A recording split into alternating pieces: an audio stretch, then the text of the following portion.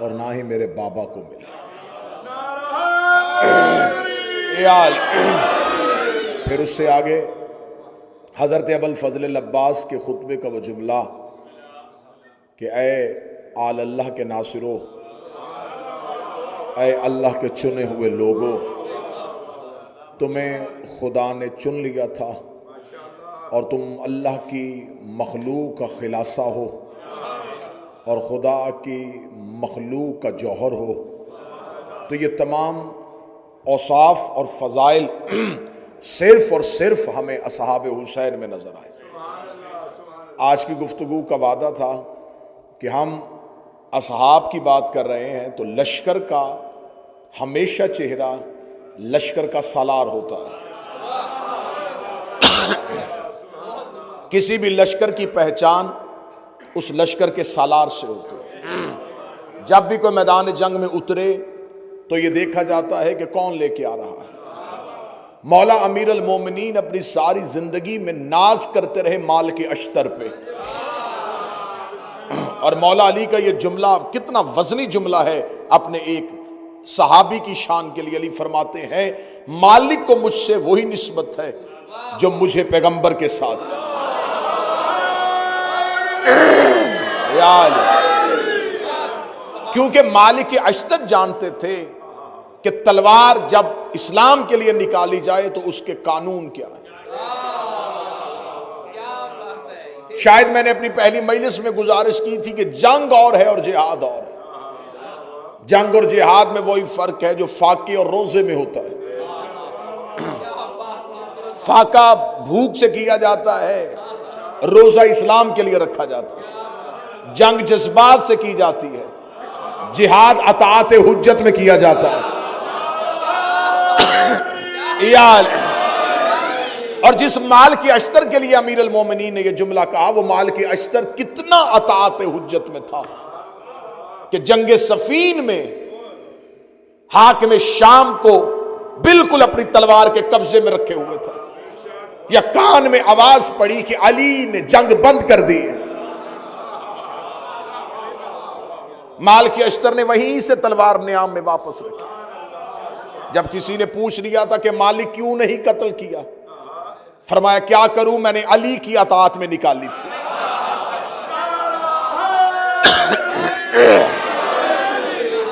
تو اب کسی سے کسی کی پہچان کرنی ہو تو ہمیشہ پہچان اس لشکر کے سالار سے ہوتی ہے۔ کیا مثال دوں میں اصحاب حسین کی، جن کے سالار کا نام عباس ہے۔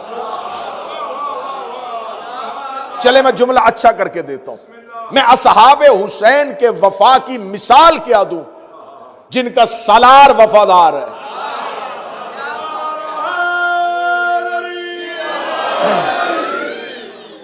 حضرت ابوالفضل العباس میں وہ کون سے اسرار پوشیدہ تھے، وہ کون سے راز پوشیدہ تھے کہ آل محمد حضرت ابوالفضل العباس کی عزت و تکریم جو کرتے تھے، وہ کون سے راز پوشیدہ تھے۔ حضرت ابوالفضل العباس کے لیے کوئی اس میں دوسری رائے نہیں ہے۔ تمام شیعہ مورخین نے لکھا کہ حضرت عباس کے لیے علی نے دعا مانگی تھی، مولا علی نے اللہ سے دعا مانگی تھی، اور دعا ہمیشہ حجت اپنے ناصر کے لیے مانگتی۔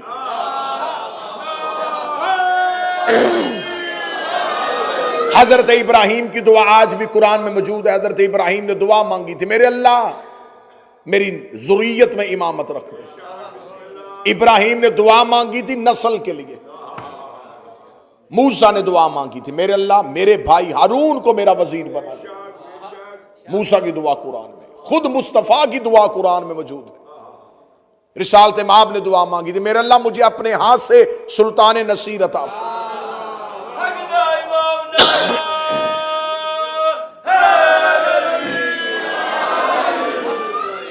ہر حجت دعا مانگتی رہی۔ ابراہیم نے دعا مانگی امامت کے لیے، موسیٰ نے دعا مانگی ہارون کے لیے، پیغمبر نے دعا مانگی علی کے لیے، کیونکہ جب ابراہیم دعا مانگ رہے تھے تب نسل میں امامت نہیں تھی۔ گفتگو شروع ہو چکی جناب۔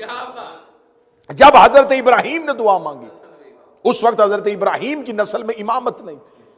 جب موسیٰ نے دعا مانگی اس وقت ہارون وزیر نہیں تھے۔ جب نبی نے دعا مانگی نبی کے پاس کوئی اپنی رسالت کا گواہ اور مددگار نہیں تھا۔ جب علی دعا مانگ رہے حسن اور حسین ہیں۔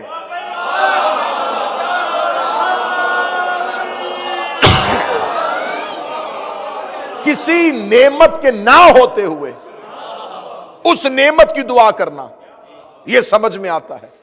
حسنین کے ہوتے ہوئے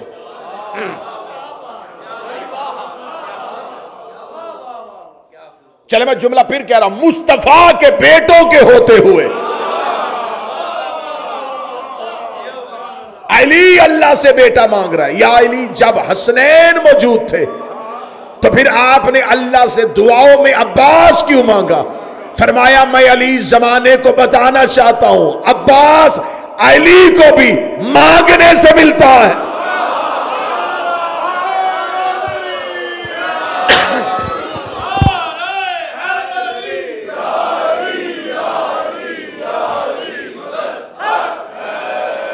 اب میرا وعدہ تھا کہ میں حضرت عباس قرآن سے پڑھوں گا۔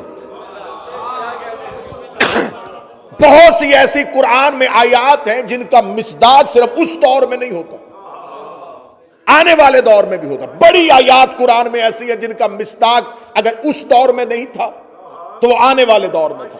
جیسا کہ میں نے اپنی پہلی تقریر میں کہا تھا کہ خدا جب کافروں سے خطاب کرتا ہے تو صرف اس دور کے کافروں سے نہیں کرتا، اور جب مومنوں سے کرتا ہے تو صرف اس دور کے مومنوں سے نہیں کرتا، ہر دور کے مومنوں سے کرتا ہے۔ اب بہت سی آیات ایسی ہیں جو قرآن میں آئی پہلے تھی، مصداق ان کا بعد میں آیا۔ اب آئیے حضرت عباس قرآن سے شروع کرتے ہیں۔ ایک نبی گزرا ہے جس کا نام ہے شموئیل۔ یہ اللہ کا نبی تھا، بوڑھے ہو چکے تھے۔ اس دور کا کافروں کا بادشاہ جالوت تھا۔ قوم نے آ کے اللہ کے نبی جناب شموئیل سے کہا کہ آپ ہمارے لیے کوئی بادشاہ مقرر کریں۔ نبی آپ ہیں لیکن کوئی ہمارے لیے بادشاہ بنائے۔ اللہ کے نبی نے اللہ سے دعا مانگی، میرے اللہ میں بوڑھا ہو چکا ہوں، میں میدان جنگ میں جا کے لڑ نہیں سکتا۔ یہ قرآن میں پوری کی پوری کہانی موجود ہے۔ میرے اللہ مجھے، میری قوم ایک بادشاہ چاہتی ہے جو کفار سے لڑے، میں کسے اپنا بادشاہ بناؤں، کس کو اپنے لشکر کا سالار بناؤں؟ خدا کی آواز آئی تم اپنا لشکر بناؤ، بادشاہ ہم چنیں گے۔ نبی موجود تھا لیکن بادشاہ اللہ نے چنا۔ بادشاہ اسے کہتے ہیں جسے حکومت دینی ہو۔ اللہ نے نبی کے ہوتے ہوئے اس دور کے مسلمانوں کا حکمران خود چنا تھا۔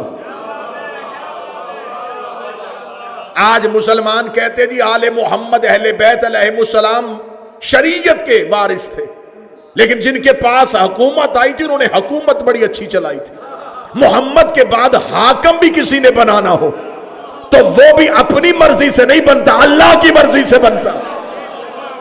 اب آئیے قرآن سے سنیے گا، خدا نے کہا کہ ہم تمہارے لیے بادشاہ مقرر کریں گے۔ میرے اللہ کسے بادشاہ بنائے گا؟ خدا نے قرآن میں کہا ان اللہ اصطفیٰ علیکم بسطاً زادۃ فی العلم والجسم، بے شک اللہ نے چن لیا ہے تیری قوم کے لیے ایک ایسا بادشاہ جو جسم اور علم میں قوی ہے۔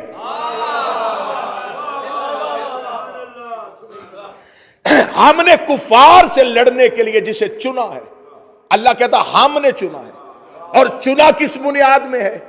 جسم میں بھی طاقتور۔ ذہن میں رکھیے گا کہ میں عباس پڑھنے لگا ہوں۔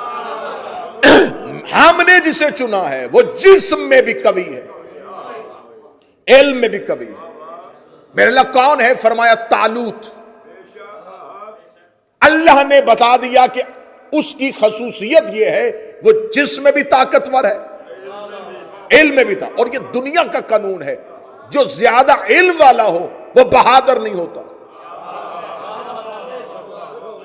کیونکہ یہ دونوں صفات ایک دوسرے کے متضاد ہیں۔ درود پڑھیے گا بلند آواز سے۔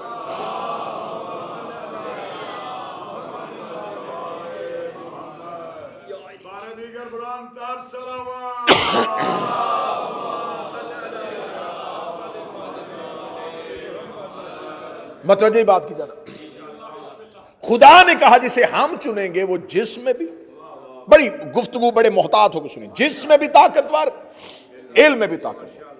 کون؟ طالوت۔ اس دور میں ایک تابوت ہے جسے تابوت سکینہ کہا جاتا ہے، حضرت موسیٰ کے دور کا وہ تابوت تھا۔ دیوبندیوں نے بھی اپنی تفسیر میں اس تابوت کا ذکر کیا ہے کہ اس کے اندر تبرکات تھے، اور انہوں نے جو تبرکات لکھے ہیں وہ تفاسیر میں واضح طور پر لکھے ہیں۔ وہ جو تابوت سکینہ تھا وہ خود بھی تبرک تھا اور اس کے اندر بھی تبرکات تھے، خود بھی تبرک تھا، اس کے اندر بھی تبرکات تھے۔ اور دیوبندیوں نے بھی اپنی تفسیر میں لکھا ہے کہ جو تابوت سکینہ کے اندر تبرکات تھے وہ تبرکات کیا تھے؟ انہوں نے کہا اس کے اندر لوہے تھی، پتھر کی تختیاں تھی جن پہ تورات لکھی ہوئی تھی جو عرش سے آیا کرتی تھی۔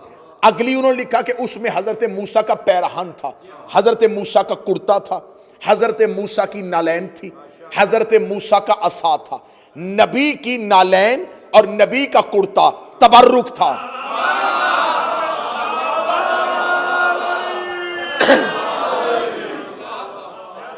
جب خدا نے جناب شموئیل سے کہا کہ ہم نے تمہارے لیے چن لیا ہے بادشاہ، شموئیل نے اپنی قوم سے کہا کہ اللہ نے تمہارے لیے بادشاہ چن لیا ہے۔ کس کو؟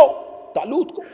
قوم نے کہا طالوت وہ غریب شخص، وہ ہمارا بادشاہ بنے گا؟ نہ، یہ فیصلہ اللہ کا نہیں، اللہ ایسے کو کیسے چن سکتا؟ فرمایا طالوت کا نام اللہ نے لیا ہے اور اللہ نے اس کی خصوصیت بھی بتائی ہے، اس لیے اسے چنا ہے کہ وہ علم میں بھی طاقتور ہے، جسم میں بھی طاقتور ہے۔ یقین کیجئے گا قرآن کی تفاسیر ممبر پہ لانے کے لیے تیار، قوم نے انکار کیا، انہوں نے کہا ہم طالوت کی اطاعت نہیں کریں گے، ہم طالوت کے پیچھے نہیں چلیں گے۔ جناب شموئیل نبی نے کہا میرے اللہ تو نے وہی مجھ پہ کی ہے، تیرا مشورہ مجھ سے ہے، قوم میری بات نہیں مان رہی، قوم کہتی ہے یہ اللہ کا فیصلہ نہیں ہے۔ خدا نے کہا ہم تیرے لیے آسانی کرتے ہیں۔ ان سے کہا وہ جو تابوت سکینہ جو ہم نے چھپا لیا تھا، فرشتے کاندھے پہ اٹھا کے جس کے دروازے پہ لے آئے وہ اللہ کا بنایا ہوا۔ قرآن میں یہ جملہ نہ ہو، قرآن ممبر پہ ہے، قرآن ممبر پہ ہے۔ خدا نے کہا میں تمہیں بتا دیتا ہوں کہ میرا بنایا ہوا کون ہے۔ وہ تابوت سکینہ فرشتے کاندھوں پہ اٹھا کے جسے ہم نے موسیٰ کے بعد چھپا لیا تھا، جس کے دروازے پہ لے آئے، قوم کو کہ ان کی اطاعت کر لینا کیونکہ میں نے انہیں بادشاہ بنایا ہے، میں نے اسے بادشاہ بنایا ہے۔ اللہ نے دنیا کو اصول دے دیا، جس کے دروازے پہ فرشتے آ جائیں وہ اللہ کا بنایا ہوا۔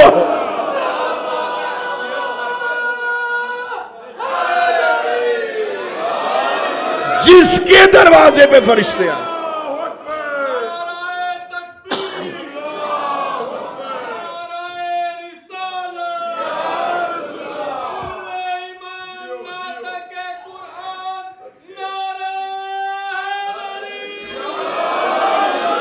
جس کے دروازے پہ، جس کے دروازے پہ ملائکہ آ جائیں وہ ہے اللہ کا بنایا۔ فرشتوں نے کاندھوں پہ اٹھایا تابوت سکینہ کو اور لے آئے کہاں؟ طالوت کے دروازے۔ متوجہ جی، طالوت کے دروازے پہ۔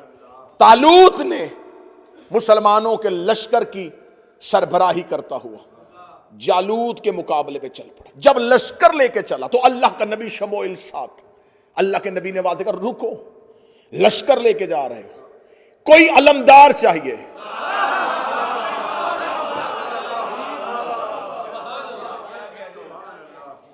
پوری کی پوری کہانی قرآن میں موجود ہے، اور یہ بات ذہن میں رکھ کے سنیے گا کہ میں نے کہا کہ بہت سی آیتیں ہوتی ہیں اترتی کہیں ہیں، مصداق کہیں اور ہوتا ہے۔ خدا نے کہا، جناب شموئیل نبی نے کہا لشکر لے کے جا رہا، طالوت تو اس لشکر کا ہے بادشاہ، میں ہوں نبی، نبی کے ہوتے ہوئے، بادشاہ کے ہوتے ہوئے ایک علمدار چاہیے۔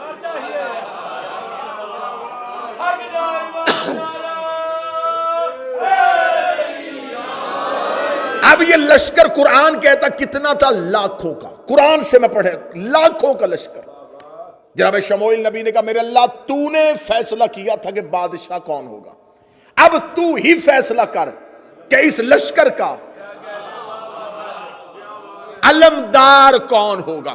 قرآن کہتا خدا نے فوراً فرشتے کو بھیجا، میدان جنگ میں کھڑا لشکر، میدان میں کھڑا ہے، یہ باتیں گھر میں نہیں، میدان میں لشکر کھڑا ہے، اور نبی کہہ رہا بتا کسے علمدار بنا۔ خدا کہتا ابھی اس تابوت سکینہ کو کھول، اس میں ہے موسیٰ کی ذرہ جس کے بدن پہ پوری آ جائے۔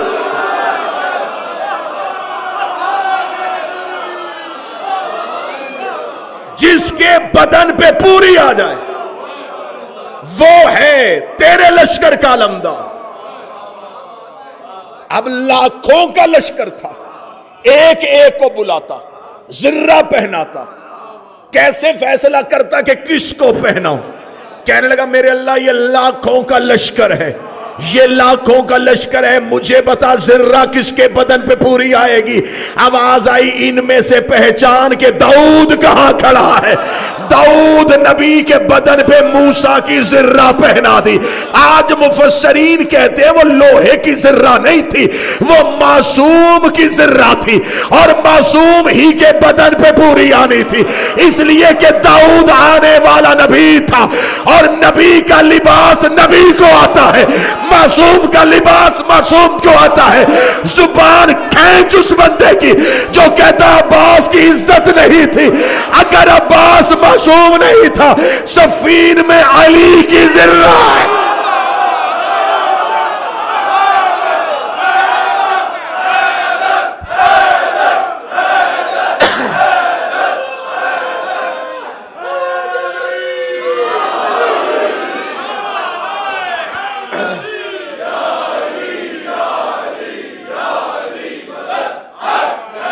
صفین میں علی نے ذرہ حضرت عباس کو پہنائی تھی۔ یہاں کس نے پہنی؟ داؤد نے۔ اور اگلا جملہ بھی سن لینا اگر ذہن بیدار ہیں، جناب امیر المومنین جب علی نے صفین کے میدان میں حضرت عباس کو اپنی ذرہ پہنائی تھی تو سامنے کھڑے ہوئے ایک صحابی نے کہا تھا یا علی عباس کے بدن پہ ذرہ پوری نہیں آئی، ایک بالشت لمبی ہے، ایک بالشت لمبی ہے۔ اتنا کہنا تھا، عباس نے کہا کتنی لمبی ہے؟ اس نے کہا ایک بالشت۔ عباس نے لوہے کی ذرہ پہ انگلیاں ڈالی، عباس نے اتنی ذرہ کو اتارنا شروع کیا۔ دیکھ کے اس صحابی نے کہا لوہا نرم ہونا داؤد نبی کا معجزہ تھا، فرمایا وہ ہمارا نام لے کے کرتا۔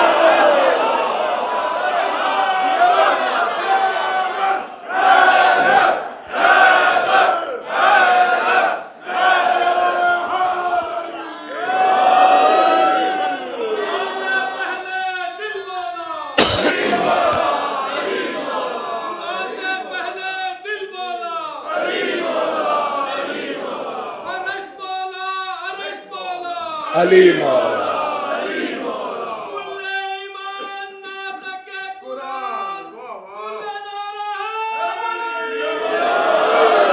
اب یہاں پر دو طرح کی روایت ہے، یا صفین میں علی نے ذرہ پہنائی یا کرتا پہنایا، دو طرح، یا ذرہ پہنائی یا ذرہ بھی علی کی تھی،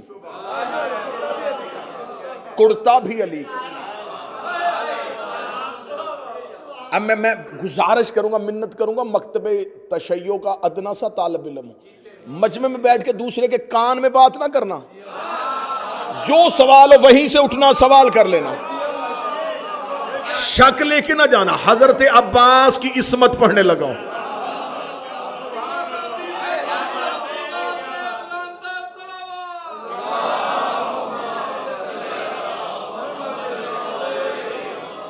اب یہاں تک جملے وہ تھے جو برداشت آسانی سے ہو جانے تھے۔ اب آپ کی مجھے تائید بھی چاہیے، ایک عالم دین مجلس میں موجود بھی اور قرآن بھی آج منبر پہ ہے۔ اب اگلے جملے جو ہیں نا اس کے لیے جیسے وہ جہاز ہلکا سا بھی ڈولنا شروع ہونا تو اناؤنسمنٹ ہو جاتی ہے کہ سیٹ بیلٹ باندھ لیں۔ کس لیے ہوتی ہے؟ حفاظتی تدابیر۔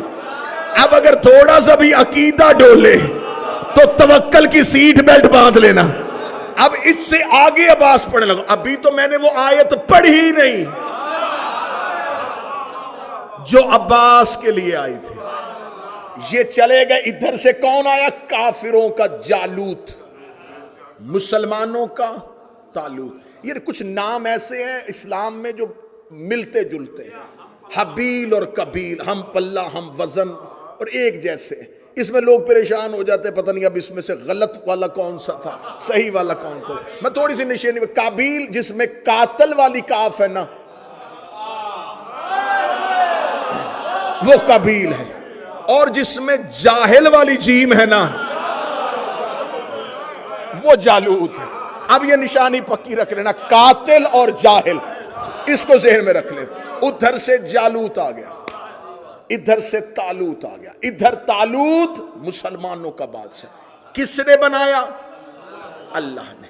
ساتھ اس کے داؤد، لشکر کا علمدار. خدا نے قرآن میں کہا کہ اپنے لشکر سے کہے کہ تابوت کو آگے لے کے چلے تاکہ یہ لشکر فتح یاب ہو جائے. لشکر کی فتح اللہ نے یہ نہیں کہا ان سے کہ تلواریں اٹھا کے چلے، نیزے نکال کے چلے، سینے چوڑے کر کے چلے. فرمائے فتح چاہتے ہو تو انہیں کہ تابوت کو آگے لے کے چلے. یہ تابوت ہے ان کی فتح کا نشان. تابوت آگے چلانا، اس کا مطلب ہے اس تابوت کے پیچھے چلو، اس کو پیچھے نہ چلانا، اس کے پیچھے چلو. اگر تم چاہتے ہو تمہارا لشکر فتح یاب ہو جائے تو اس تابوت کو آگے چلانا. پوچھو مولویوں سے اس تابوت میں کیا تھا؟ کہتے موسیٰ کا جوتا تھا. اللہ نبی کا جوتا آگے چلائے تو لشکر فتح یاب ہو جائے، اور کربلا میں عباس کا علم آگے چلے.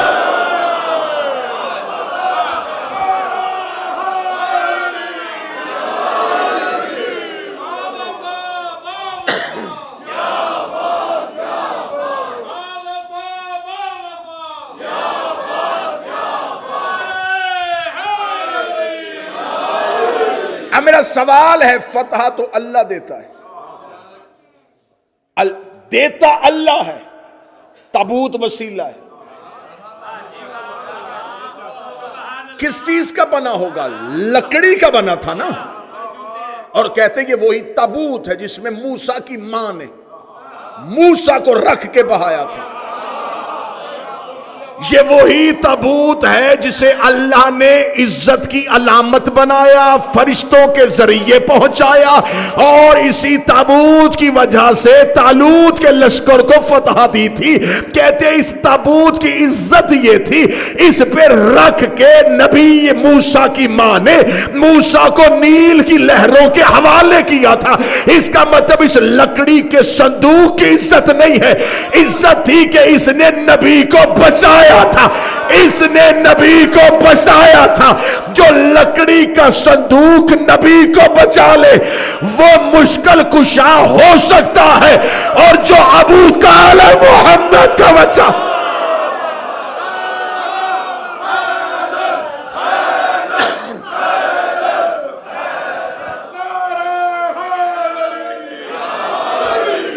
اب بھی وہ آیت آئی نہیں.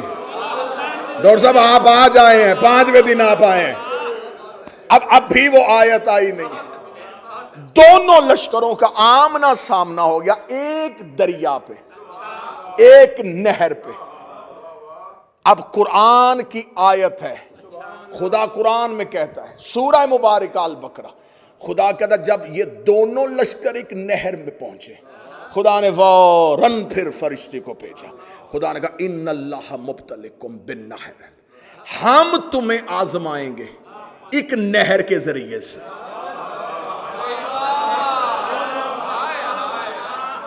اب میری مجبوری ہے کہ مجھے سینے کا زور میرا نہیں لگ رہا بیماری کی وجہ سے، لیکن میں کوشش کر رہا ہوں کہ میں آپ تک ویسے پہنچاؤں عباس جیسے حق بنتا ہے.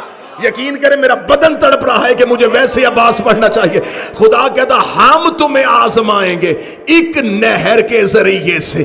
ایک ان اللہ مبتلکم بنہر، ہم تمہیں آزمائش میں ڈالیں گے ایک نہر کے ذریعے سے، فمان شاربا فلیس منی، جس نے اس میں سے پانی پی لیا وہ ہم میں سے نہیں ہے، وَإِنْ اغْتَرَفَتْ غُرْفَةً بِيَدِهِ، جس نے چلو میں پانی بھرا اور پیا نہیں وہ مجھ میں سے ہے۔ کہاں چلے گئے جو آواز سننے آئے تھے؟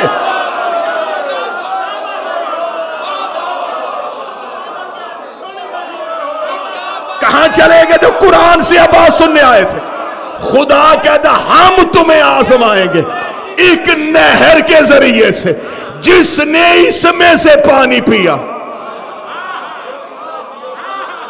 وہ مجھ میں سے نہیں۔ اور آگے خدا کہتا جس نے چلو میں پانی لیا اور دریا پہ مارا اور پھر بھی نہ پیا وہ مجھ میں سے ہے، وہ مجھ میں سے ہے۔ عقیدہ گھر جا کے چیک کر لینا، جو اس میں سے ہو وہ غیر معصوم نہیں ہوتا۔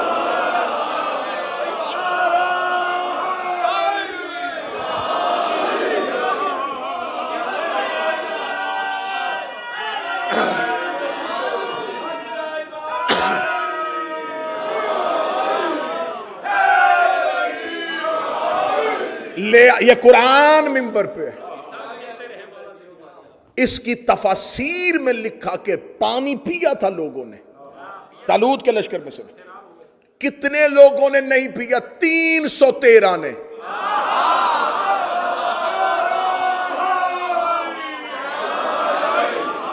313 کے علاوہ سب نے پیا۔ لکھنے تفاسیر نے یہ لکھا کہ کنہوں نے پیا، ایک تفسیر میں مجھے نہیں ملا، 18 تفاسیر میں نے پڑھی، ایک میں نے لکھا کہ چلو میں پانی کس نے لیا تھا۔ اللہ نے آیت بھیج دی، مصداق اس دور میں نہیں ملا، آیت وہیں کی وہیں کھڑی رہ گئی کہ کون بنے گا اس آیت کا مصداق، کون بنے گا اس آیت کا مصداق۔ 10 محرم کو غازی نے فرات میں گھوڑے کو ڈالا، عباس نے چلو میں پانی لیا، فرات کے منہ پہ مارا، عباس پانی پینے نہیں گیا تھا، قرآن کی آیت بتانے گیا۔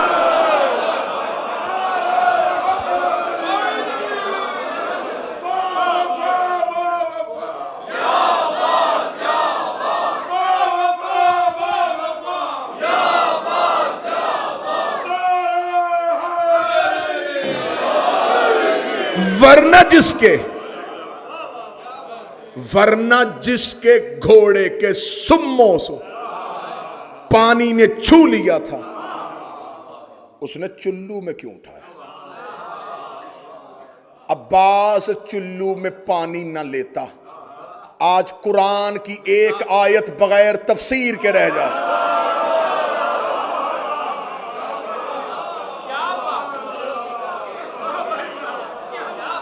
جیسے خدا نے مبالے میں کہا تھا ہم بھیجیں گے سچوں کو اور لعنت بھی بھیجیں گے، جب اللہ کو پتا تھا کہ نجران کے عیسائیوں نے مباہلہ کرنا ہی نہیں تو لعنت کس کے لیے بھیجی تھی؟ چل ہمیں نہیں پتا تھا کہ شاید یہ واپس چلے جائیں گے، میرے اللہ تو جانتا تھا، تو نے لعنت کیوں بھیجی ہے؟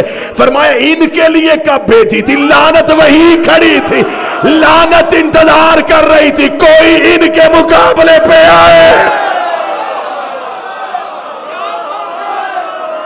کوئی ان کے مقابلے پہ آئے۔ نجران کے عیسائی لعنت کو نہیں لے کے گئے، لعنت وہیں کی وہیں رک گئی۔ مجھے قرآن کی بائے بسم اللہ سے لے کے سینے والناس تک ایک آیت نہیں ملی، ورنہ قرآن کی آیت ناسخ بھی ہے منسوخ بھی ہے، اللہ کچھ حکم دیتا تھا پھر انہیں روک لیتا تھا۔ مجھے کسی آیت میں نہیں ملا کہ خدا نے اس آیت کو واپس پلٹا لیا ہو، لعنت کو رحمت پہ بدل دیا ہو، وہ لعنت وہیں کی وہی کھڑی تھی، تو پھر وہ لعنت گئی تو گئی کہاں؟ دن لمحوں میں بدلے، لمحے مہینوں میں بدلے، مہینوں سالوں میں بدلے۔ محمد کی بیٹی بھرے دربار میں آ گئی، بی بی دربار میں حق لینے نہیں آئی تھی، مباہلے والی لعنت واپس پہنچا رہے۔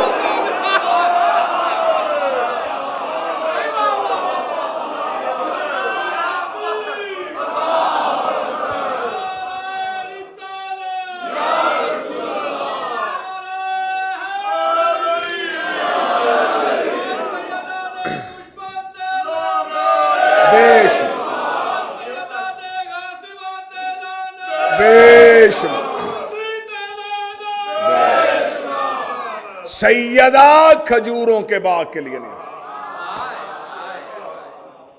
اب میں لفظ اچھا کہوں، حق صرف حق لینے نہیں آئی، حق دینے بھی آئی تھی۔ صرف حق لینے نہیں آئی، حق پہنچانے بھی آئی تھی۔ آیت وہیں کھڑی تھی اگر عباس کا گھوڑا فرات میں نہ آتا۔ معصوم کو غسل سوائے معصوم کے کوئی نہیں دیتا۔ معصوم کے بدن میں کچھ ایسے راز ہوتے ہیں، وصیت رسول کی، یا علی مجھے غسل تم دینا، خبردار کسی کو پردے کے اندر نہ آنے دینا، ورنہ جو بھی آئے گا اندھا ہو جائے گا۔ بدن عصمت میں وہ اللہ کے راز ہوتے ہیں جو سوائے معصوم کے کوئی دیکھ نہیں سکتا۔ عباس معصوم نہیں تھے تو حسن کے جنازے میں کیوں شریک تھے؟ غسل حسن میں سجاد کے ہوتے ہوئے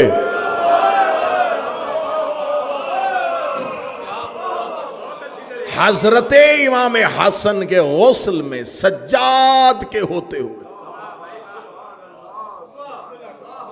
عباس شریک تھے۔ عالیہ نے عباس کو بیٹا کہا ہے۔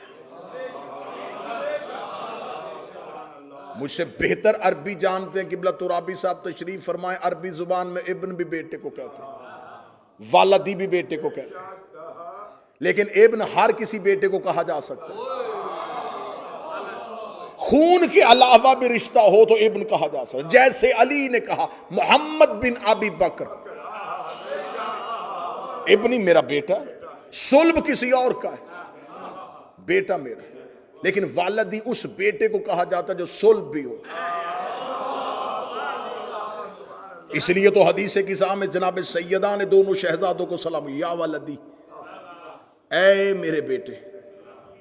والدی اس بیٹے کو کہا جاتا ہے جو صلب سے ہو۔ بی بی سیدہ مخدومہ عالمیان نے عباس کو والدی کہا ہے۔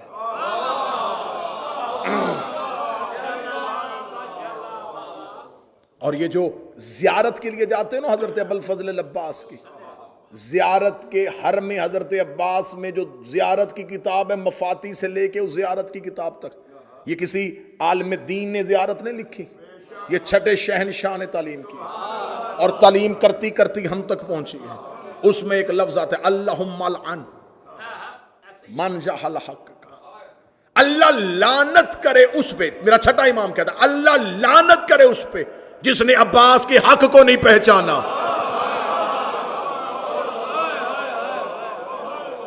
یہ جملہ میرے چھٹے امام کا، اور جس نے عباس کی حرمت کو پامال کیا، جس نے عباس کے حق کو نہ پہچانا۔ کیا حق ہے عباس کا؟ علی کا بیٹا ہونا یہ حق تو نہیں ہے، یہ تو رشتہ ہے عباس کا۔ پھر حق کیا ہے عباس کا؟ عصمت عباس کا حق ہے۔ 17 وصیتیں جناب سیدہ نے کی ہیں، اس میں 13 نمبر کی وصیت جا کے کھول کے دیکھنا، 13 نمبر کی وصیت ہے، یا علی میرے بعد اگر فدق ملے اس میں عباس کی اولاد کا حصہ رکھنا۔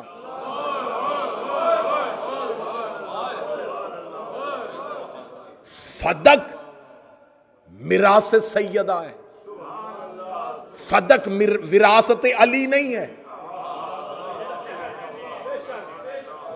میراث سیدہ۔ سیدہ نے عباس کو اپنا بیٹا، اب میں ایک لمحے کے لیے وقت تو بیت گیا، ورنہ حضرت عباس ابھی تو شروع ہوا تھا عباس۔ عربوں میں 40 قبائل ہیں،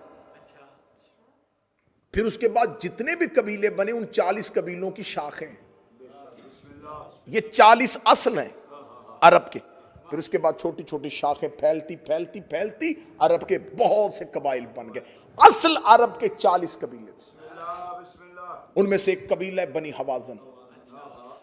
بنی حوازن کا بنی ہاشم کے ساتھ اتنا گہرا تعلق ہے کہ اسلام آنے سے پہلے بھی بنی حوازن بت پرستی نہیں کرتے تھے۔ بنی حوازن دین حنیف پہ تھے، دین حنیف کہا جاتا ہے ملت ابراہیم کو۔ بنی حوازن کا اس دور کا سردار، اس کا نام تھا عامر، اور مکہ میں بنی ہاشم کے سردار کا نام تھا ابو طالب۔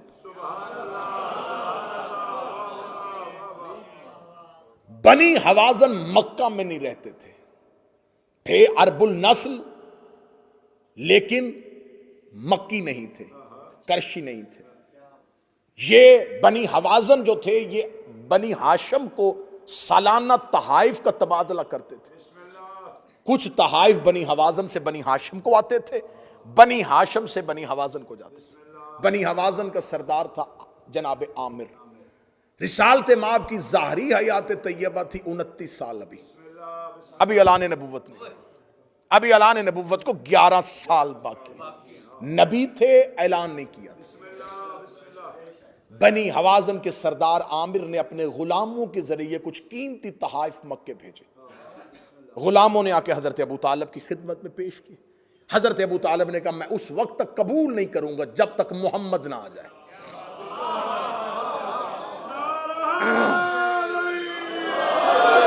یہ عین تاریخ ہے، عین تاریخ ہے۔ رسالت مآب کو بلایا گیا، حضرت ابو طالب نے کہا میں نے آپ کو اس لیے زحمت دی ہے کہ میرے بعد بنی ہاشم کی سرداری آپ کے پاس آئے گی۔ میں آپ کو یہ بتا دوں کہ بنی حوازن کے ساتھ ہمارے آباء و اجداد کے بڑے گہرے تعلقات ہیں۔ بنی حوازن کے سردار نے ہمارے لیے کچھ تحائف بھیجے، میں چاہتا ہوں کہ آپ انہیں قبول کریں۔ رسالت مآب نے غلاموں کی طرف دے کے کہا عامر خود کیوں نہیں آیا؟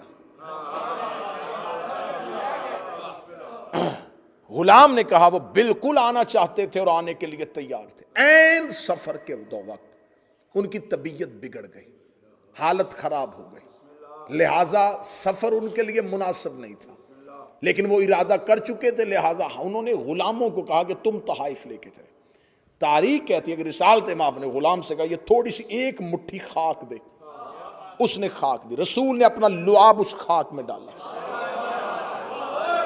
اس کو گوندھا، گوندنے کے بعد کہا یہ عامر کو دے دینا۔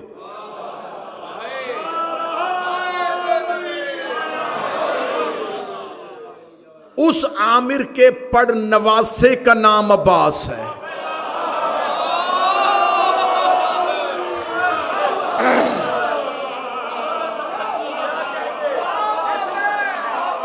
جناب عامر کا بیٹا حزام، حزام کی بیٹی فاطمہ کلابیہ، فاطمہ کلابیہ کا بیٹا عباس۔ پتا تھا محمد کو کہ عباس نے اس نسل میں آنا ہے۔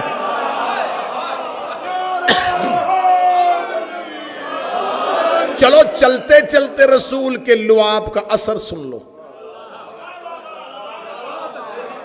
یہ نہ سمجھنا کہ لعاب پیغمبر کوئی معمولی چیز ہے۔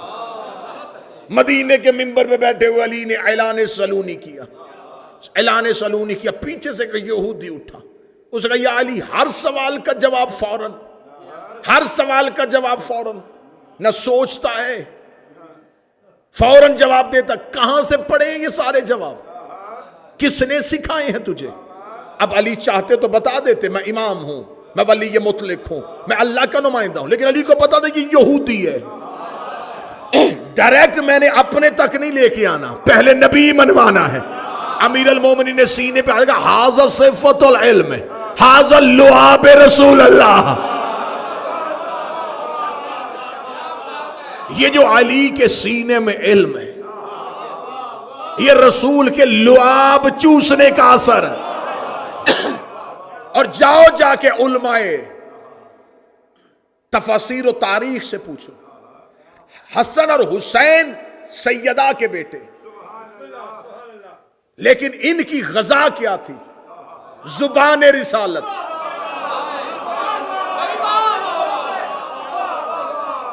اب میں کیا کروں، بار بار جی چاہتا کہ رک جاؤں یہیں پہ۔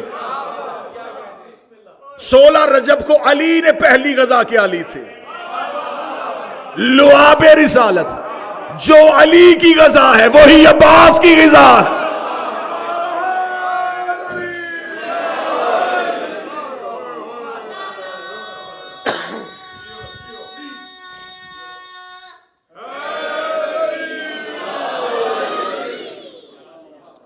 یہ لہو ہوتا ہے، جو خوراک کھاؤ خوراک سے لہو بنتا ہے۔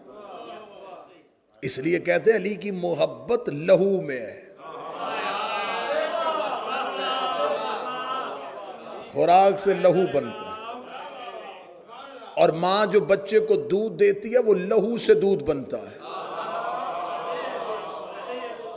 لہو خوراک سے بنتا ہے۔ حضرت عباس کے جناب عامر کو اللہ نے بیٹا حزام کی زوجہ سمامہ بنت سہیل، میں عباس کی نانی پڑھ رہا ہوں۔ جناب سمامہ بنت سہیل کی ماں ابو الشعیب، اس کی ماں جناب آسیہ مخزومیہ۔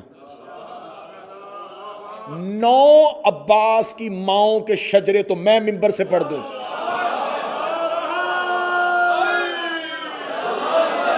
حضرت عباس کی پاک ماں کے 9 شجرے تو ہم منبر سے پڑھیں۔ رہبر ہونا بھی ایسا ہی چاہیے، ماؤں کے شجرے بھی پڑھو تو شرمندگی نہ ہو۔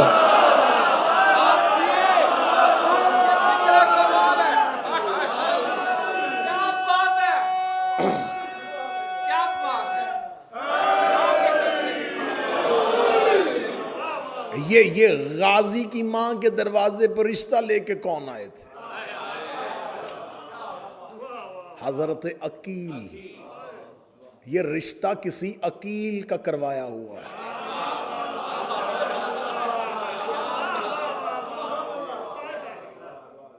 جناب عقیل رشتہ لے کے 7 وجوہات لکھی ہیں علماء نے حضرت عقیل کے رشتہ لے کے آنے کی۔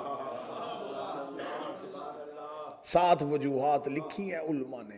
آپ تذکرہ ابوالفضل العباس اٹھا کے دیکھیں، آپ صحیفہ ابوالفضل العباس اٹھا کے دیکھیں، آپ حضرت ابوالفضل العباس کی زندگی پہ جتنی کتابیں لکھی گئی ہیں 70 سے زیادہ کتابیں صرف حضرت عباس پہ، ایران اور عرب کے علماء نے صرف حضرت عباس پہ لکھ دی۔ حضرت عباس کے ماں کے دروازے پہ جو رشتہ لے کے آئے تھے وہ عقیل تھے۔ مولا علی نے کہا تھا مجھے شجاع ترین خاندان چاہیے۔ کیا کہنے علی، تو نے عباس کے پورے خاندان کی عزت بتا دی۔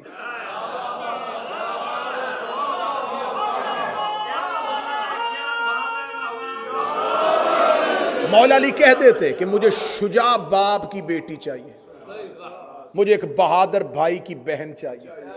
فرمایا شجاع خاندان، یعنی کہ عباس کے پورے خاندان کو، ننہالی خاندان کو علی نے شجاع کہا۔ ان پڑھ کسی کو پڑھا لکھا کہے تو یہ اور بات ہوتی ہے۔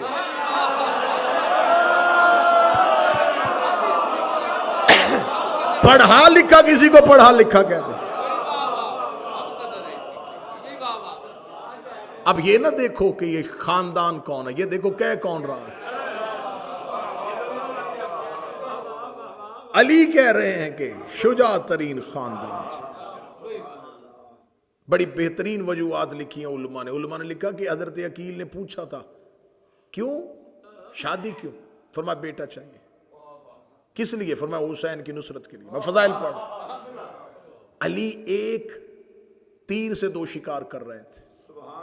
ایک تو شجاع ترین خاندان تک عقیل کو پہنچا رہے تھے, دوسرا عقیل تک پیغام پہنچا رہے تھے. حسین کو ناصر چاہیے.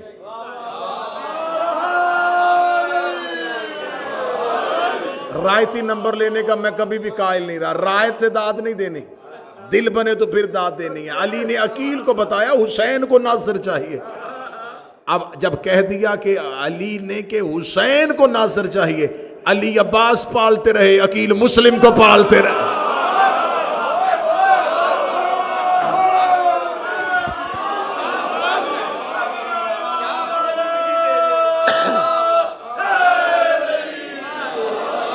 ایسے پالے کہ دونوں ہی باب الحوائج.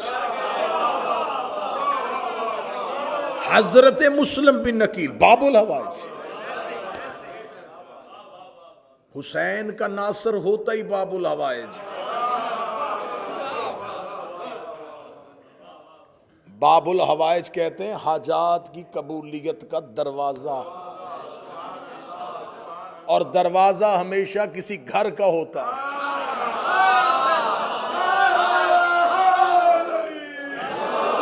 اگر رسول نے علی کو دروازہ کہا تھا تو خود کو شہر کہا تھا. تم نے عباس کو باب الحوائج مان لیا, مسلم کو باب الحوائج مان لیا, یہ پوچھے نہیں یہ کس شہر کے دروازے ہیں. جو دروازہ عباس ہو تو شہر حسین ہونا چاہیے. اگر یقین نہیں آتا تو کربلا چلے جاؤ, آج بھی شہر کے سامنے دروازہ ہے.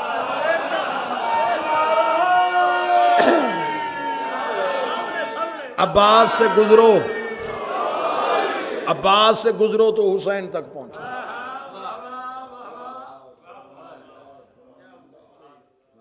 تہران میں ایک عالم دین نے تقریر کرتے, ایک روزہ خان تھے, انہوں نے ایک جملہ کہا. انہوں نے کہا اپنی زندگی میں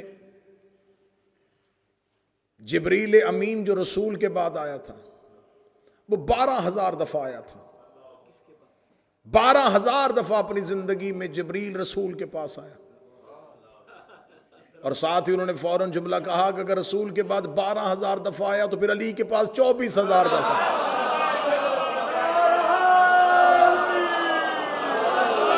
کیونکہ جب کوئی مہمان آئے تو آتا بھی دروازے سے, جاتا بھی دروازے سے. یہاں تک میں نے روکنا ہوتا تو میں یہیں پہ روک لیتا, جملہ تو اس سے آگے گیا ہوا ہے. کتابیں کہتی ہیں کہ 70,000 ملائکہ روزانہ قبر حسین پہ آتے ہیں. کامل زیارت سے لے کے پڑھ رہا ہوں, 70,000 ملائکہ روزانہ قبر حسین پہ آتے ہیں. اور جو ایک بار آتے ہیں پھر وہ دوسری بار نہیں آتے, ایک بار آتے اور پھر اللہ انہیں زندگی میں دوبارہ آنے کی اجازت نہیں دیتا. اگر 70,000 ملائکہ قبر حسین پہ آتے ہیں تو عباس کے پاس 2 بار آتے ہیں.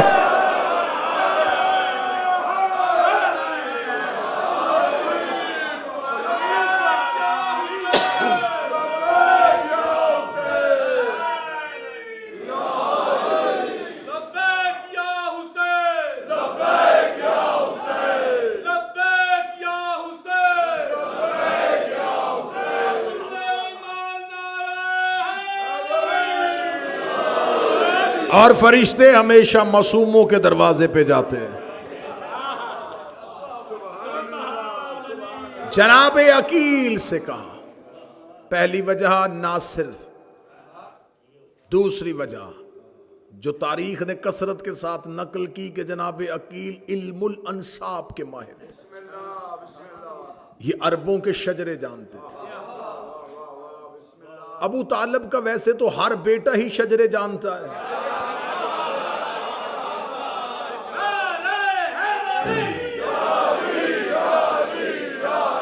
شجرے جاننے کا ہنر, شجرے جاننے کا ہنر جتنا ابو طالب کے بیٹوں کو آتا. اگر تک نہیں گئے تو پھر جملہ سن لینا, ورنہ تو ابو طالب کے گھر میں ایک ایسا بیٹا بھی ہے جس کی تلوار بھی شجرے جانتی ہے.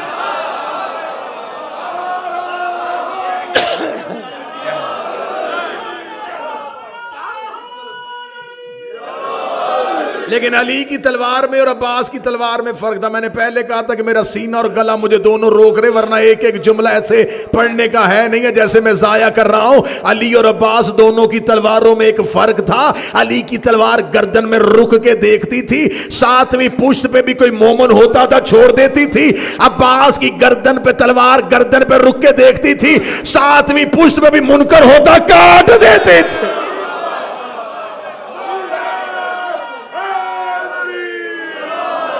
جو مومن دے کے چھوڑ دے وہ علی کی تلوار, جو منکر دے کے کاٹ دے. بڑا بہترین جملہ, پورا مجمع چپ ہو جائے, میں اکیلے ترابی صاحب سے داد لینے لگا. جو جوف کعبہ پہ نازل ہو اسے علی کہتے ہیں, جو قلب زہرا پہ نازل ہو اسے عباس کہتے ہیں.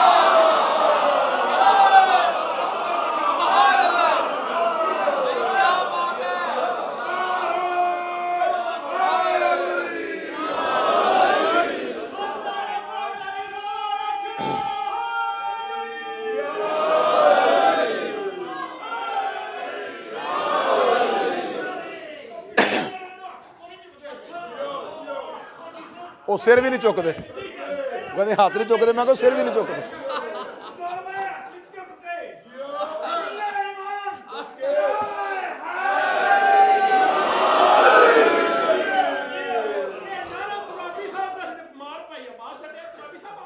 اور نیابت میں مراد, نیابت بس ایک ایک سے سنو. اللہم صلی علی محمد. خمسے ہوں تو عباس, عشرے ہوں تو عباس پڑھا جائے, خاندان عباس پڑھا جائے, عباس کے ننہال پڑھے جائیں, عباس کا نانا پڑھا جائے, عباس کی ماں کی عزت پڑھے جائے, عباس کی نانی کے خواب پڑھے جائیں, عباس کے نانا کا خواب پڑھا جائے, حضرت عباس کی تلوار کی صفتیں پڑھی جائیں. ممبر کے خلاف پہ ہاتھ اگر خطابت میں جملہ کہہ رہا ہوں تو غازی مجھے دوبارہ ممبر پہ آنے نہ دے. عشرے ہوں تو عباس کا اشل پڑھا جائے, اشل پڑھا جائے,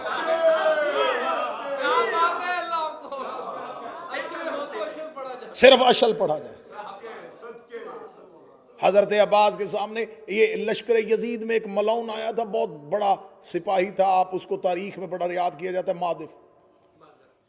یہ بہت بڑا, اس نے دعویٰ کر کے یہ لشکر یزید میں آیا تھا. اس نے کہا تھا میں ایک شرط پہ جاؤں گا, لڑانا ہو تو 10,000 سے لڑانا, کم سے میں نہیں لڑتا. جب یہ پہنچا تو اسے خبر ہوئی کہ حسین کے لشکر میں صرف 72 ہیں. اس نے لڑنے سے انکار کر دیا. اس کا نا میرا عرب میں دعویٰ ادھورا رہ جائے گا. میرا دعویٰ ہے میں اس لشکر میں جاؤں گا, اس میدان میں جاؤں گا جہاں 10,000 ہیں. 10,000 سے کم سے میں نہیں لڑتا. یہ بیٹھا ہوا تھا جب حضرت عباس میدان میں آئے.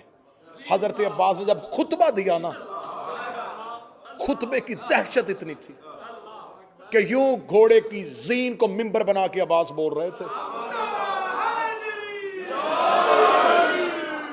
اور 9 لاکھ میں سے ہر کوئی کہہ رہا تھا عباس مجھے دیکھ رہا ہے.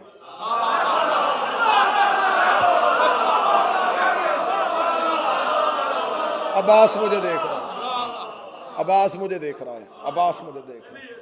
آخر عمر بن سعد ملعون وہاں گیا جہاں پر یہ بیٹھا ہوا تھا اپنے خیمے میں سے. جا کر کہا کب نکلے گا تو, وہ دیکھ میرے لشکر کی حالت. اس نے کہا, اس نے اپنے خیمے کا پردہ گرا کے کہا تجھے کہا نہیں تھا پہلے 10,000 سے لڑانا. عمر بن سعد نے خیمے کا پردہ اٹھا کر باہر آیا. تو کہہ رہا 10,000 سے لڑانا, وہ جو آج لڑنے کے لیے آیا نا اس کا دعویٰ ہے میں کم از کم 1 لاکھ سے لڑتا ہوں.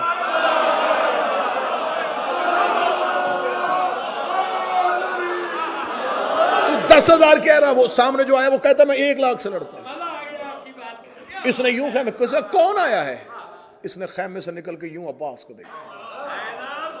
عباس کے تیور پڑے, عباس کے گھوڑے کے ٹہلنے کا انداز دیکھا, عباس کے چہرے کا روپ دیکھا. میں نے پہلے کہا کہ یہ جملے ایسے تھے نہیں جیسے میں پڑھ رہا ہوں. جب اس نے یوں عباس کا انداز دیکھا, عمر بن سعد کی طرف دیکھا, تم نے کو تو کہا تھا کہ علی شہید ہو گیا ہے.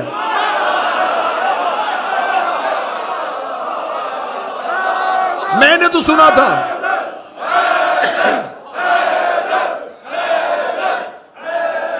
میں نے تو سنا تھا, مطلب میں نے تو سنا تھا کہ علی کوفے میں قتل ہو گیا.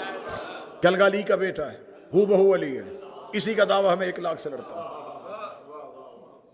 یہ کربلا ایک ذہن میں رکھیے گا، یہ کربلا یوں چٹیل صحرا نہیں تھا، اس پر ریت کے ٹیلے تھے، ریت کی چھوٹی چھوٹی پہاڑیاں تھیں۔ یہ غازریہ، یہ نینوا، یہ ریت کے ٹیلوں کا علاقہ تھا۔ کربلا بالکل یوں صحرا میں نہیں تھا، ریت کے ٹیلے تھے، ٹیلے کے نیچے عباس تھے۔ یہ ٹیلہ، اس ٹیلے کے پیچھے حسین کے خیمے اور ایک چھوٹی سی خندق، یہاں سے عباس ٹیلے پہ اور ٹیلے سے عباس یوں نشیب میں آ گئے۔ یوں ان ٹیلوں پہ لاکھوں کا لشکر کھڑا، اکیلے غازی کو نشیب میں دیکھ رہا ہے۔ حضرت عباس کا ایک لقب ہے، میرا 12واں حضرت عباس کو کہتا ہے یا صاحب السعی، اے سعی کرنے والے۔ یہ میرا 100 سے زیادہ القابات کتابوں میں لکھے ہیں جو معصومین نے حضرت عباس کو دیے۔ سعی کی جاتی ہے 2 پہاڑیوں کے درمیان، یہ صفا اور مروہ۔ اب یہ مجھ سے پوچھو کہ عباس کو معصوم نے السعی، سعی کرنے والا کیوں کہا؟ یہ ٹیلہ تھا حسین کا، اس کے پیچھے حسین کے خیمے، ٹیلے پہ عباس آئے۔ حضرت عباس نے دیکھا کہ اس ٹیلے پہ فوج کھڑی ہے، عباس نے فوج کو دیکھا، عباس اپنے گھوڑے کو دوڑا کے ادھر آئے، یہ نیچے گئے، عباس پھر یہاں آیا۔ 7 بار عباس نے اس عمل کو دہرایا۔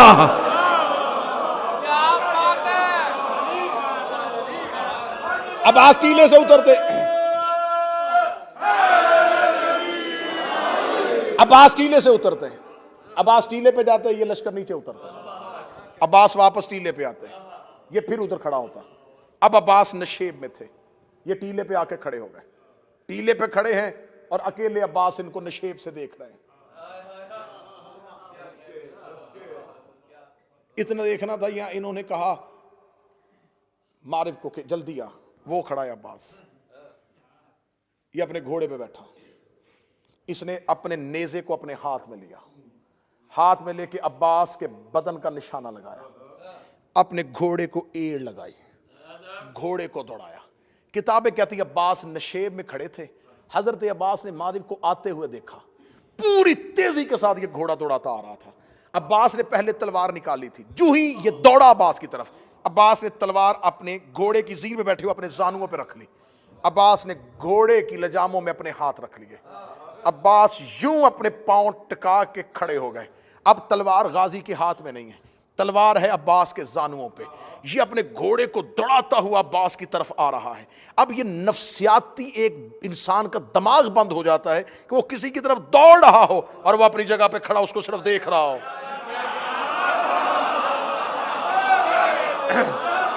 اب وہ گھوڑے کو دوڑاتا دوڑاتا جو ہی عباس کے قریب سے گیا، عباس نے اپنی کلائی کو حرکت دی، عباس نے اسی کا نیزہ اس سے کھینچا، نیزے کو کھینچنے کے بعد عباس نے نیزے کی انی نہیں، نیزے کی دوسری سائڈ عباس نے اس کے پہلو پہ ماری، یہ گھوڑے کی زین سے گرا۔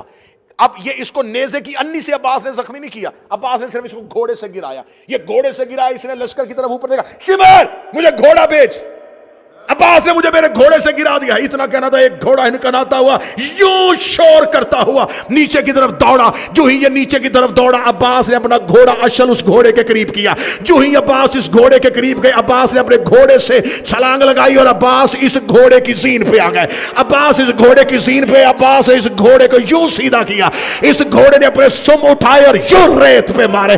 اتنا دیکھنا تو عمر ابن سعد ملعون دیکھنا، عباس تو نے میرے لشکر کا گھوڑا کیوں چھینا؟ فرمایا یہ تیرا گھوڑا نہیں ہے، اس گھوڑے کا نام تاویہ ہے، یہ تم نے مدائن میں حسن کا چوری کیا تھا۔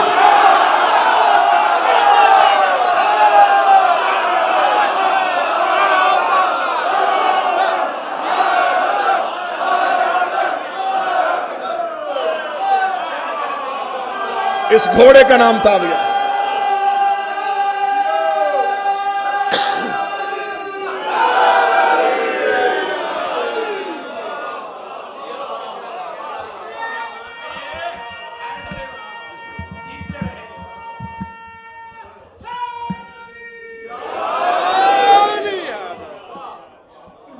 اس گھوڑے کا نام تاویہ ہے، یہ تم نے مدائن میں حسن کا چوری کیا تھا، اور عباس آل محمد کے چرائے ہوئے مال پہ کسی کا قبضہ نہیں دیکھتا۔